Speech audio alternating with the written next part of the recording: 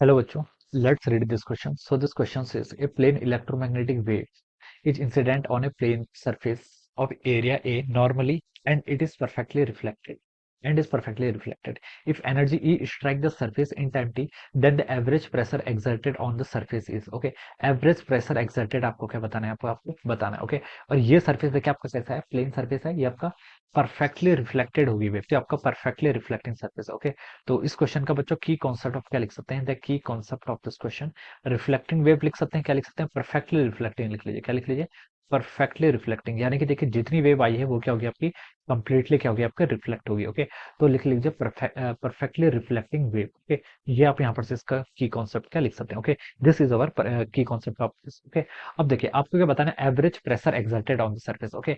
Average pressure क्या करना है आपको? यहाँ पर से कैलकुलेट करके बताना है। ऑलराइट, तो एवरेज प्रेशर देखिए आपके किसके इक्वल होगा? आ, तो देखिए इसको हम कैसे स्टार्ट करेंगे। प्रेशर देखिए आपका किसके इक्वल होता है? प्रेशर होता है आपका फोर्स बाय एरिया के इक्वल ओके। प्रेशर किसके इक्वल होता है? आपका फोर्स बाय एरिया के इक्वल होता है ओके। ये मान लीजिए आपका सरफेस है, plane electromagnetic wave incident on the plane surface, जिसका एरिया कितना है? ए के इक्वल है okay. And is perfectly reflected, ये आपकी वेव आई ओके। इसका मोमेंटम देखिए, इनिशियल मोमेंटम पी आई लिख लेते हैं ओके, इस डायरेक्शन में था।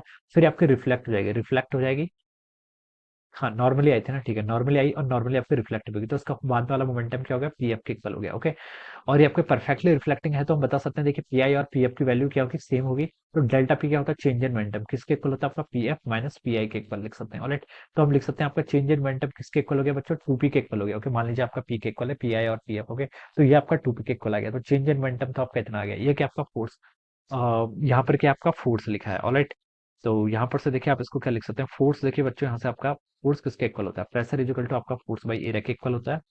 तो ये आपने यहाँ पर लिख लिया है ऑलराइट।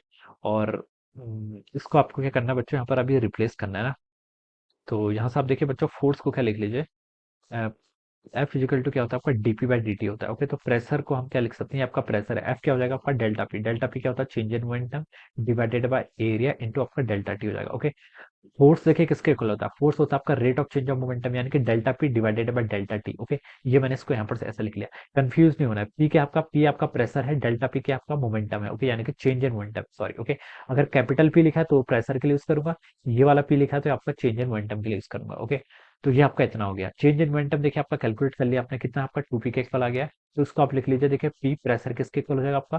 टू पी, ये आपका टू पी इधर आ गया, divided by area into time. Time देखिए बोल रखा है strike surface in time T, time आपको गिवन कर रखा है टी के इक्वल हो जाएगा ऑलराइट। ये आपका आ जाएगा ओके। तो दिस इज अवर, ये आपका क्या आ जाएगा?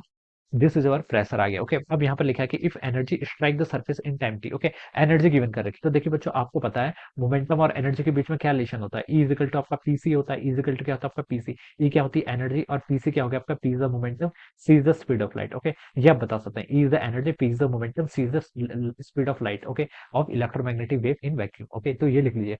पी को यहाँ से बच्चों क्या लिख सकते हैं? मोमेंटम को हम यहाँ से ई बाई सी के इक्वल लिख सकते हैं। तो इसको बच्चों में यहाँ पर रिप्लेस कर लेता हूँ, हो जाएगा आपका पी इजिकल टू आपका ई बाई सी इधर आ जाएगा, तो हो जाएगा आपका C times A into T okay.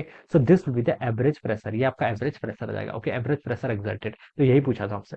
तो ये आपका देखिए ऑप्शन सी से मैच कर रहा है, two E divided by A T C, yes. So this will be the right answer okay. तो क्या बता सकते हैं बच्चों? आपका option C will be the correct answer of this question okay. तो देखिए ये क्वेश्चन आपके काफी सिंपल क्वेश्चन होते हैं, बस आपको थोड़ी सी इनकी, परफेक्टली रिफ्लेक्टिंग सरफेस है तो आपका change in momentum two P के इक्वल होगा।